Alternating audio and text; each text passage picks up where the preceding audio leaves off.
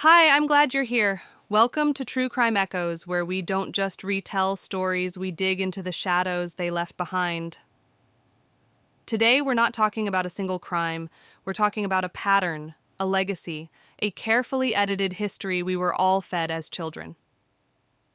Because behind every fairy tale we thought we knew, behind the castles, the ball gowns, the happily ever afters, there are darker, older truths.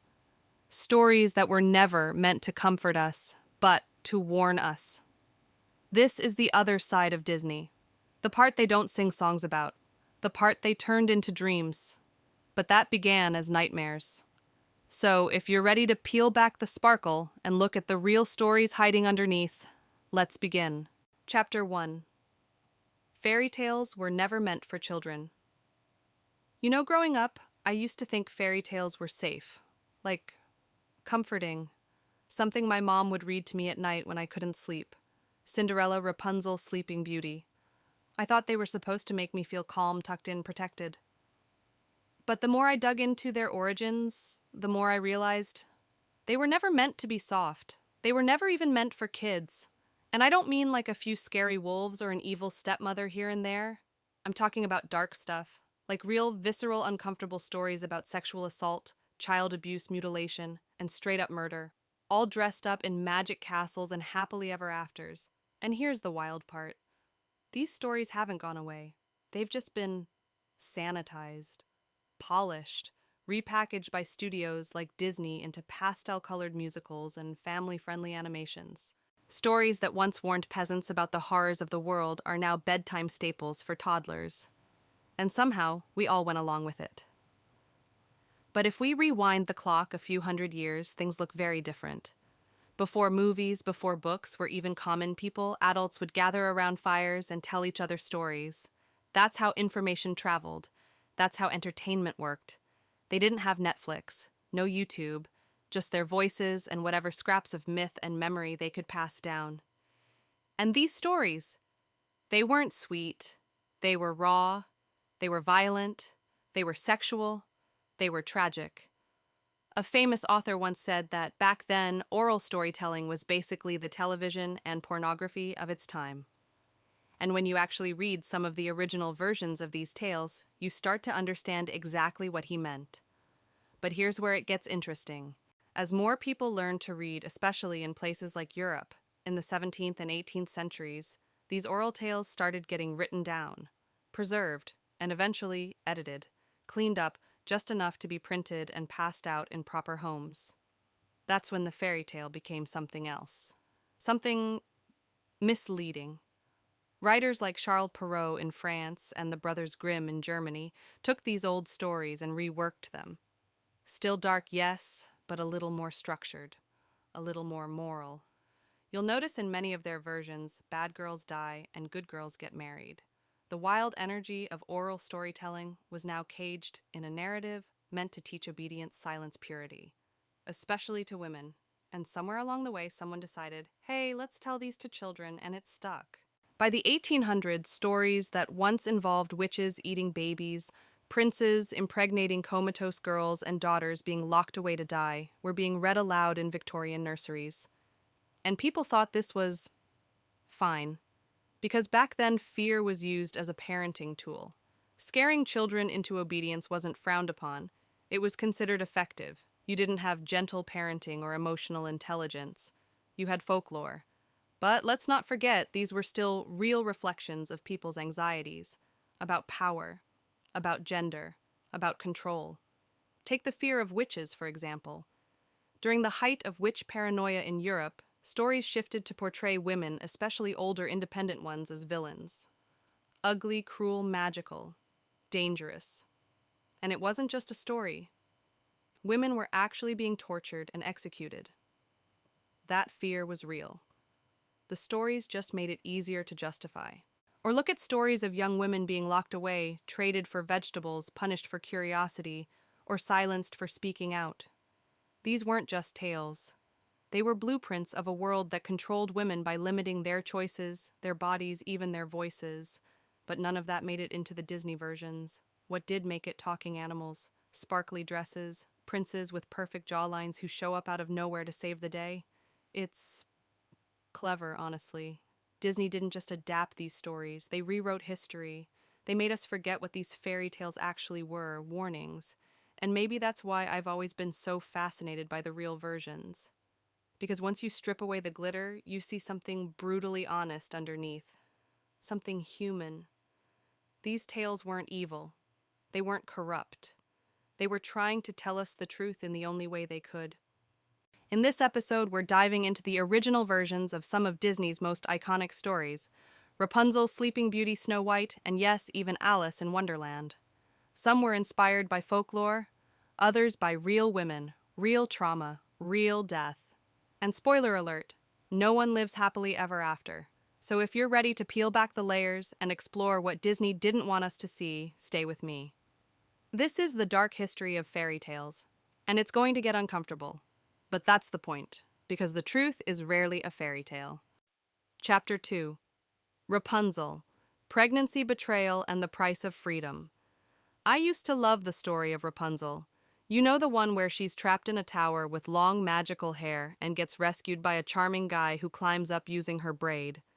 It always felt kind of whimsical to me. Like, yeah, being locked away wasn't ideal, but the idea of someone finding you, loving you, enough to climb a tower for you, it seemed romantic in that fairy tale way.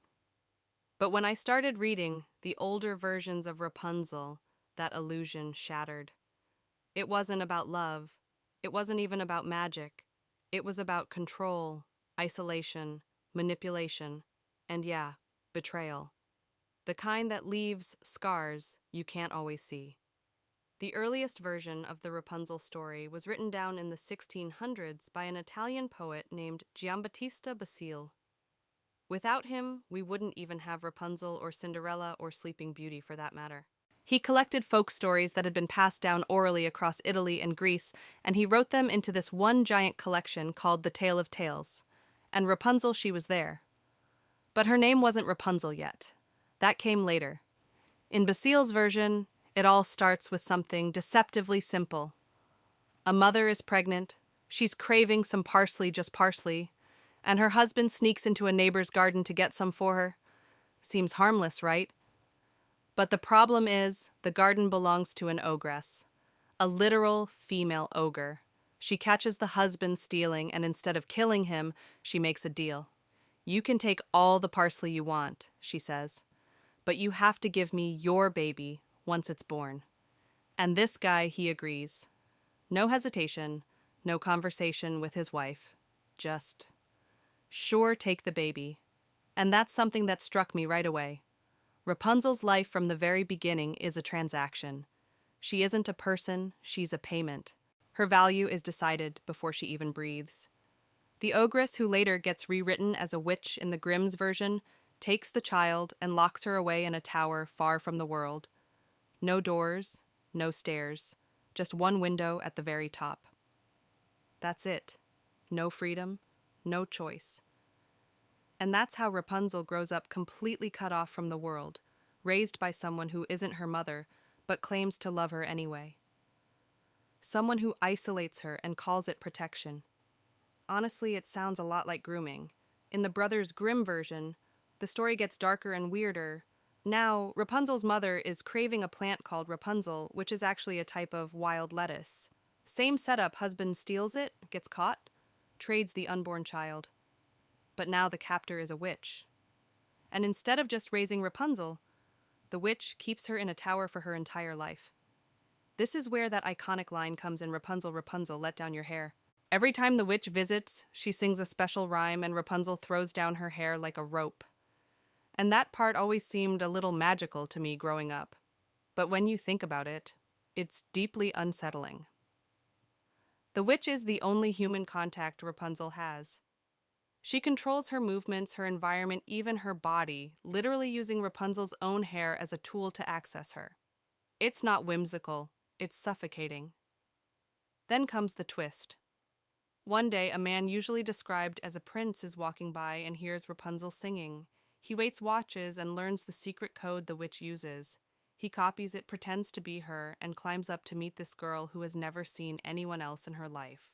And this is where it gets complicated. Because Rapunzel doesn't scream. She doesn't push him out the window, she talks to him, and eventually they fall in love, or what she thinks is love. Because when you've been raised in isolation, the first person to show you attention feels like salvation.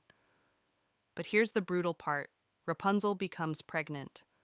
She doesn't even realize what's happening. She just notices her clothes don't fit the same anymore.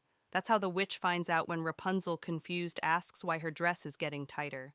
The witch is furious. She cuts off Rapunzel's hair, throws her out into the wilderness, and essentially leaves her for dead. Alone, afraid, pregnant, and completely unaware of how she got there. And honestly, I keep coming back to that moment, because we always think of Rapunzel as this girl with magic hair in a fairy tale tower. But in reality, she's a teenager, trapped, manipulated, violated, and now being punished for it. It's not a love story, it's a trauma story. The prince or the man, depending on the version, comes back and gets tricked. The witch uses the chopped off hair to lure him up the tower. When he realizes Rapunzel isn't there, he's so shocked that he falls from the window, lands in a thorn bush, and blinds himself. Meanwhile, Rapunzel is out in the forest giving birth to twins. By herself, no help, no shelter, nothing. That's the part they leave out of the Disney version. Eventually, after years of wandering, the man hears her singing again. He finds her, they reunite. She cries, and somehow her tears magically restore his sight. And then, they live happily ever after. But do they really? Because I think about what Rapunzel went through, being sold, imprisoned, impregnated, exiled, and I wonder how much of that she ever truly recovered from. The story wraps up with healing tears and a reunion, but it skips over the years of pain, of survival, of figuring out who she is when she's no longer locked away. There's another version of the Rapunzel story that's even darker, one that isn't a fairy tale at all, but a real historical account. It's about a woman named Barbara. She lived in the 1200s in what's now modern-day Turkey. Her father was a wealthy, strict man who didn't want her to be exposed to new religious ideas, especially Christianity, which was just starting to spread. When he found out she had converted in secret, he dragged her to court, had her beaten, tortured, and ultimately beheaded her with his own sword. And that's where the real heart of the Rapunzel story comes from. It's not about hair, or towers, or romance. It's about what happens when a girl tries to make choices for herself in a world built to silence her. It's about control disguised as protection, punishment disguised as parenting, and freedom that always comes at a cost. So the next time you hear Rapunzel, Rapunzel, let down your hair, just remember, it was never about the rescue. It was about the cage. Chapter 3. Sleeping Beauty, the horror they forgot to mention. Okay, so I have to admit, Sleeping Beauty was one of my favorite Disney movies growing up. The colors, the fairies, the beautiful music, the dress that changes color during the dance scene. I loved it. It felt dreamy, romantic, soft. But now I can't even hear the words Sleeping Beauty without feeling uncomfortable. Because the original version of this story isn't about a cursed sleep or a magical kiss. It's about power. It's about violation. It's about a woman being used while unconscious, and then being expected to just live with the aftermath. The earliest version of Sleeping Beauty wasn't even called Sleeping Beauty. It was called Sun, Moon, and Talia, written in the 1600s by the Italian poet Giambattista Basile, the same guy who gave us the early version of Rapunzel. And right off the bat, the story takes a sharp turn from the Disney version we know. It begins as usual with a baby girl, Talia, born to a nobleman who's told by astrologers that his daughter is in danger. Specifically, she'll be harmed by a splinter of flax. So naturally, he bans all flax from the house, like that's going to work. And of course, it doesn't. One day as a teenager, Talia finds a woman spinning flax and becomes curious. She touches it, she pricks her finger, and then she falls over lifeless. Her father, believing she's dead, doesn't bury her. He just abandons the castle, boards it up, leaves her body inside, alone. That's already chilling. But here's where it gets worse. Years later, some versions say 100 a different king is passing by the abandoned castle. He goes inside, and he finds Talia, her body perfectly preserved, lying there as if she's just sleeping. And here's what this king does. He doesn't try to wake her. He doesn't call for help. He doesn't leave. He rapes her. Yeah, that's what happens. This is the part that completely rewired how I think about these old stories. Because it's not a love story. It's not romantic. It's not true love's kiss. It's assault. This unconscious girl is violated by a stranger who sees her as beautiful and decides that's enough reason to touch her. And the story doesn't frame it as evil. It doesn't punish him. In fact, it just keeps going. As if this is normal. Talia doesn't wake up. Not yet. She stays unconscious and pregnant. 9 months later, still asleep, she gives birth to twins. I remember reading that for the first time and just staring at the page like, what? How is that even possible? How is this part of a story that inspired a children's movie? And this next part, this is the one that haunted me. Talia finally wakes up when one of her newborn babies searching for milk starts sucking on her finger. The baby accidentally sucks out the splinter of flax that caused the curse, and just like that, she opens her eyes. She wakes up in a room she doesn't recognize. Her clothes lose her body unfamiliar, and she sees 2 babies crying beside her. She has no idea what happened. No memory of the king. No memory of the assault. Just this new reality. That part broke me a little, because I tried to imagine what that moment would feel like, waking up into a world you didn't choose with the consequences of someone else's actions laid in your arms. That's not a fairy tale, that's trauma, and yet the story keeps moving. The king returns shocked to find Talia awake and conscious. And get this, he tells her everything. He admits what he did, how he found her, how she ended up with 2 children. And somehow, they fall in love. I guess. That's what the story says. But it never really asks the question that matters: did she actually forgive him? Or did she just accept the only reality available to her? But wait, it gets even messier. The king is already married. Yep. He has a whole queen waiting for him back home. And when the queen finds out about Talia and the twins, Sun and Moon, she doesn't go after her husband. She goes after the woman and the children. Classic. She tells her cook to kill the babies, cook them, and serve them to the king as a meal. And yeah, you heard that right. Cannibalism. But thankfully, the cook can't go through with it. He hides the babies and cooks goat meat instead. The king never notices. He's too busy being proud of his new family. The queen, of course, finds out she's been tricked, and now she wants to kill everyone: Talia, the twins, and the cook. She prepares this massive cauldron filled with poisonous creatures, snakes, scorpions, venomous things, and plans to throw them all in. But before she can do it, the king intervenes. And instead of holding her accountable in any kind of fair trial or exile, he just throws her into the cauldron. That's it. She dies. Problem solved, I guess. And here's where I just stopped and sat in silence for a minute. Because the ending of the story, the happily ever after, it's Talia and the king getting married. Like, we're supposed to root for that. After everything. After the violation, the unconsented pregnancy, the betrayal, the silence, it's all swept under the rug. Rewritten as romance. And I think that's the most disturbing part. Because this story, Sun, Moon, and Talia, wasn't some obscure little manuscript locked in a vault. It was one of the foundational fairy tales of European literature. It inspired Sleeping Beauty, which later became La Belle au Bois Dormant in France, then Dornröschen in Germany, and eventually Disney's Aurora. But they left a lot out, didn't they? No mention of coma births, no talk of cannibal queens, no king who preys on the unconscious. They turned it into a story about fate, about a curse broken by love. And maybe that's why I felt so betrayed when I found out the truth. Because Sleeping Beauty was supposed to be about something beautiful, timeless love. But when you go back to the source, it's a story about a girl who lost all agency, and a man who took everything from her before she even had the chance to say no. It forces us to ask some really uncomfortable questions. What do we consider love? What do we excuse in the name of destiny? And how many stories have we grown up with that teach girls their bodies don't belong to them once they fall asleep? That silence is consent. that survival is romance. The truth is, Talia didn't need a kiss. She needed justice. She needed a voice. She needed the world to believe her story was worth telling without rewriting it to make someone else feel better. And so do so many others. Chapter 4: Snow White, Organ's Obsession and Ownership After Death.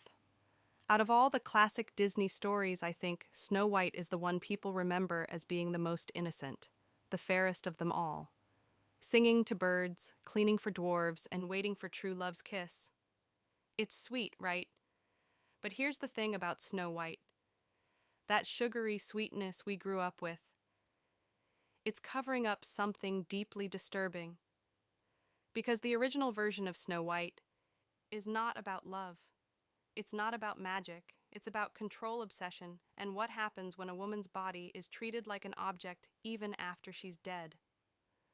The version most of us know came from the Brothers Grimm in 1812, but even their version was toned down over time. The earliest version they published, it was graphic, intense, and way darker than anything we saw in the Disney adaptation. Let's start at the beginning.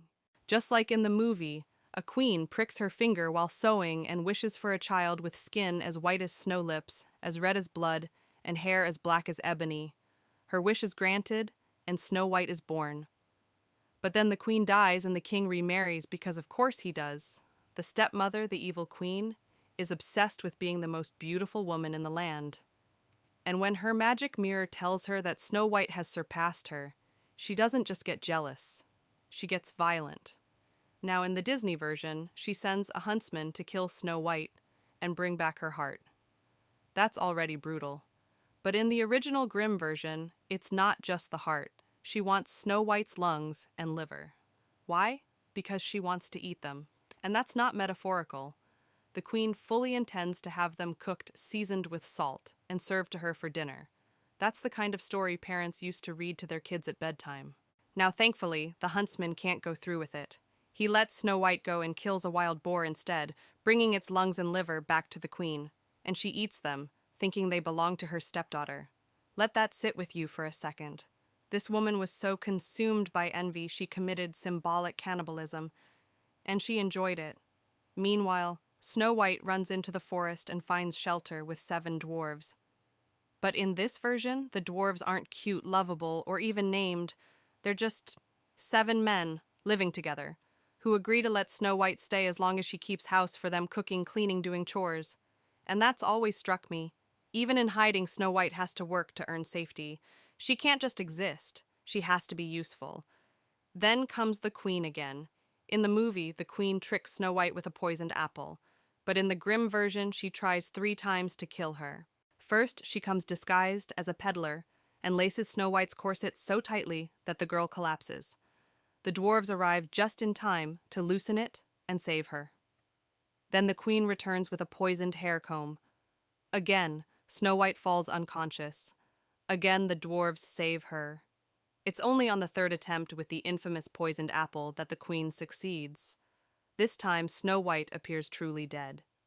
The dwarves place her in a glass coffin because her body is too beautiful to bury. And that detail has always made me uncomfortable, like they're not mourning her life. They're preserving her beauty. Even in death, she's being kept on display. And then comes the prince. He sees Snow White lying there in the coffin and instantly falls in love with her corpse. He begs the dwarves to let him take her body home. He says he'll die without being able to see her every day. The dwarves, after some resistance, agree, and the prince's servants carry her coffin through the forest. At some point during the journey, they drop it. The coffin hits the ground, and a piece of the poisoned apple dislodges from Snow White's throat. And just like that, she wakes up, not from love, not from a kiss, from gravity. The prince didn't save her. He just happened to drop her hard enough to dislodge the thing that was killing her. It's absurd, but also telling, because the story tries to make it romantic, but really it's just accidental survival. Nothing magical, nothing noble. And then, because of course Snow White marries him. Now, if you're thinking, okay, at least the evil queen gets punished, well, she does. but in a way that feels more symbolic than just. She's invited to the wedding, where she's forced to wear iron shoes that have been heated over fire, and then she's made to dance in them until she collapses and dies. It's gruesome, violent, but also weirdly satisfying.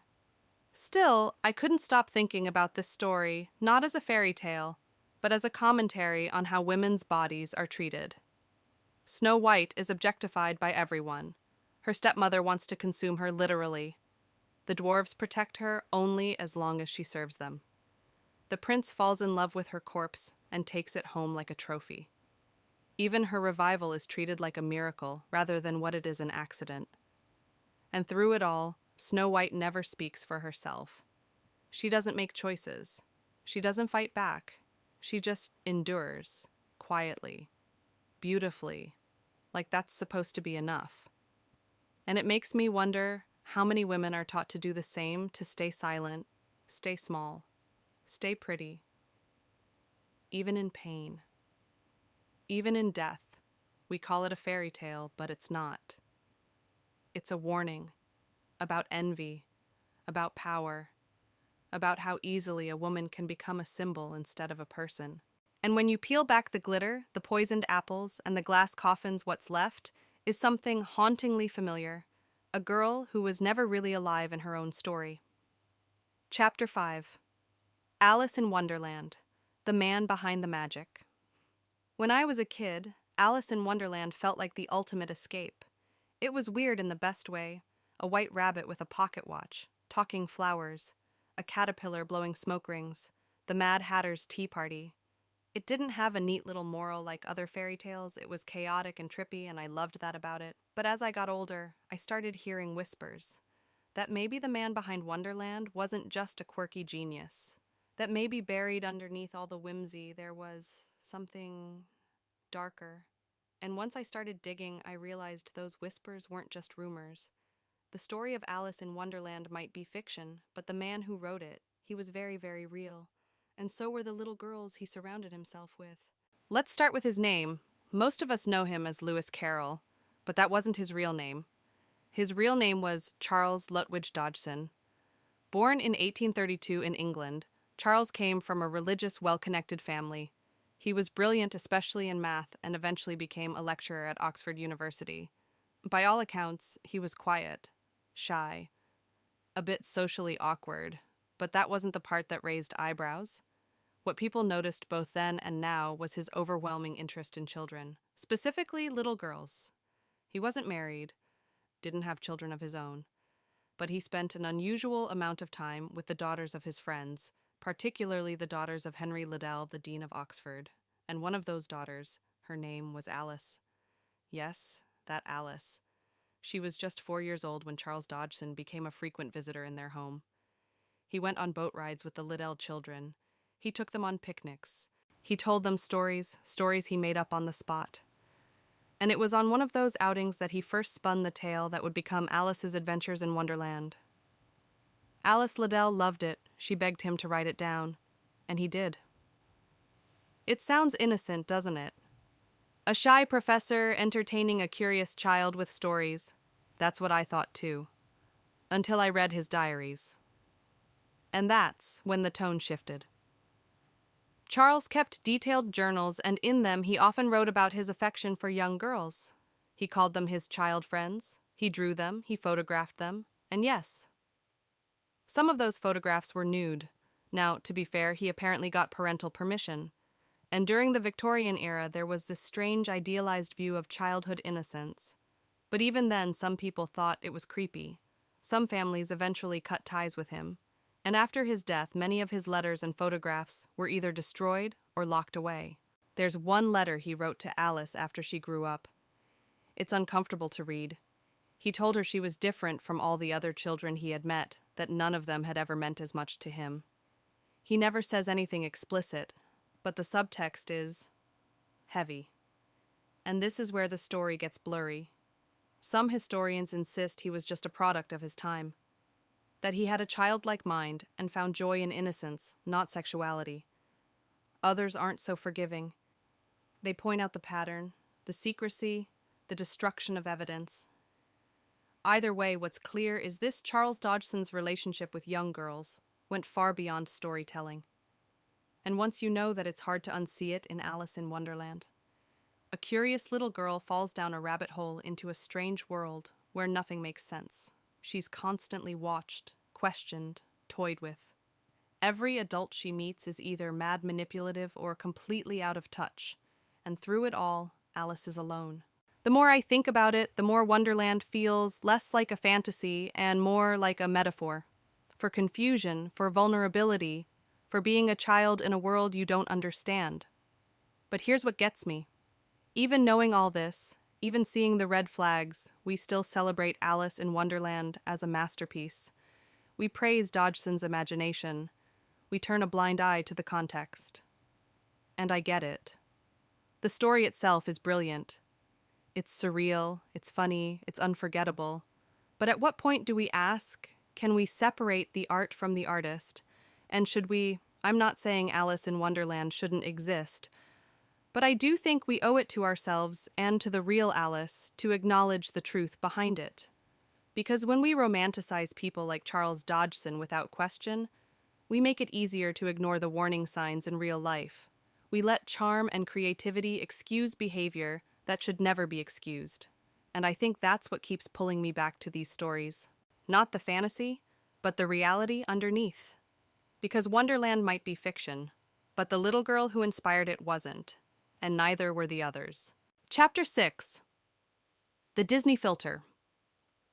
How Darkness Became a Fairy Tale.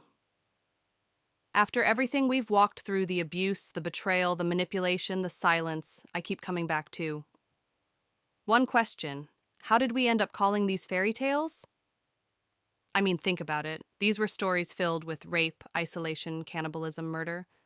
And now they're birthday party themes. They're printed on lunchboxes. We dress our kids up as these characters for Halloween. And I'm not saying that's wrong necessarily, but I think it's worth asking, how did something so disturbing become so delightful? The answer, of course, is Disney. Disney didn't just adapt old stories. They transformed them, they polished them, they stripped away the rot and replaced it with sparkle. They didn't just make movies, they made memories. And they were smart about it. Strategic. They took the Predator King from Sleeping Beauty, the man who assaulted a girl in a coma, and turned him into Prince Philip, gallant and glowing. The stranger who climbed Rapunzel's tower and left her pregnant, he became Flynn Rider, sarcastic, lovable, low-key, hot. The prince who tried to buy Snow White's corpse to stare at it every day. He's now Prince Charming, kissing her back to life with true love. In every version, the girl is saved. The man is good. The ending is happy. But what gets erased in the process is why those stories existed in the first place. Fairy tales before Disney got to them were never meant to comfort. They were meant to warn, to reflect society's deepest fears. They were how people, especially women, processed danger in a world that didn't protect them. The original Rapunzel isn't about hair. It's about isolation and unwanted pregnancy. Sleeping Beauty isn't about fate. It's about control and consent. Snow White isn't about jealousy. It's about ownership, even after death. But when you look at the Disney versions, those uncomfortable truths are gone. Sanitized. Repackaged into something safe, something sellable. And maybe that's the part that bothers me most. Because by removing the pain, we lose the power. We lose the girl who wakes up with no idea what's happened to her, but finds the strength to survive anyway. We lose the girl who gives birth alone in the woods and still sings to the sky. We lose the girl whose silence was seen as beauty, but who, in the original stories, held the weight of generations in her stillness. Instead, we get tiaras and glass slippers. We get talking animals and catchy songs. And don't get me wrong, I love those movies too. I do. They're beautiful. They're nostalgic. They gave a lot of us hope when we were little, but now that I'm older, I see what we weren't shown. The parts of the story that got buried. And I can't help but wonder, what are we really teaching when we pretend the darkness was never there? Because the villains in the original stories weren't always witches. Sometimes they were fathers, kings, lovers. Sometimes the ones who hurt these women were the same ones who claimed to love them. But Disney flipped the script. It told us witches were the threat. Old women. Women who were angry, independent, powerful. And that's the irony, isn't it? In the old stories, the so-called villain was often the only one who saw what was happening, the only one who fought back. But in Disney's world, she gets punished, turned into a dragon, pushed off a cliff, made into a cautionary tale. So we're left with this warped message: be beautiful, be quiet, be grateful. And maybe if you're good enough, someone will come save you. But here's the truth. I wish we heard instead. You were never meant to be saved. You were meant to wake up, to climb down your own tower, to spit out the poison, to burn the cauldron down and walk away.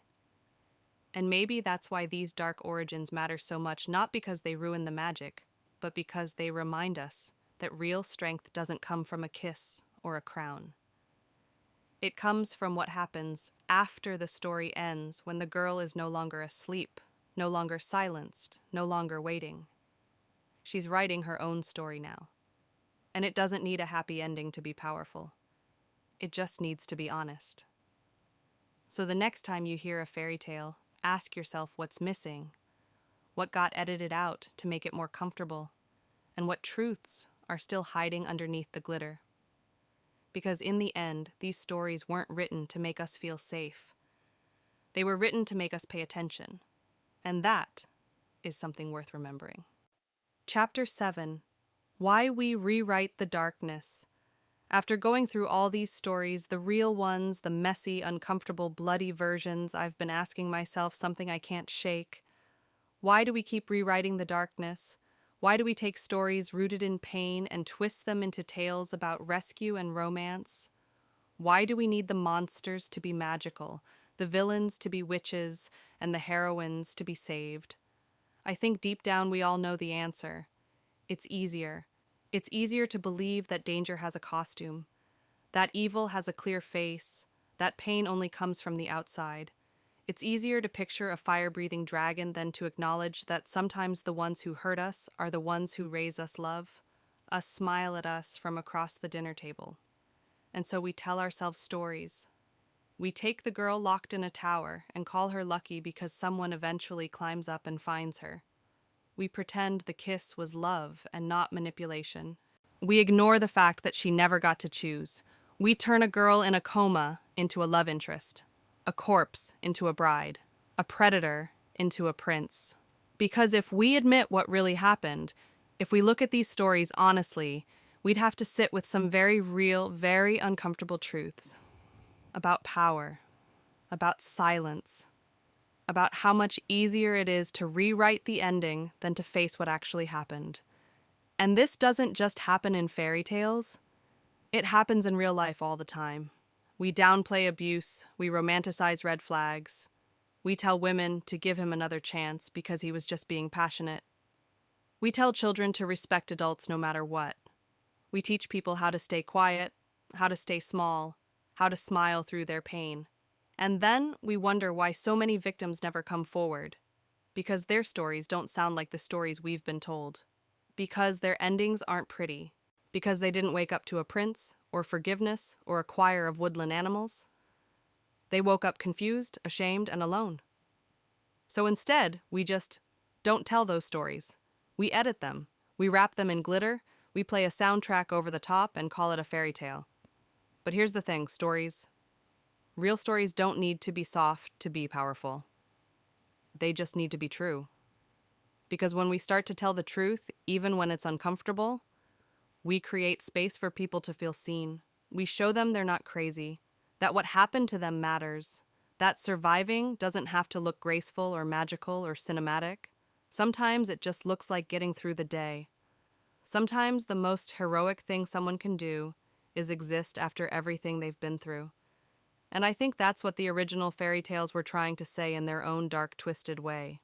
Not that the world is magical, but that the world is hard, unfair. That cruelty exists, and it doesn't always look the way you expect it to. But survival. That's still possible, even when the ending isn't happy, even when there is no prince, even when no one ever says sorry. The girl in the tower doesn't have to be rescued. She can climb down on her own. The girl poisoned by envy doesn't need a man to fix her. She can spit out the apple and walk away.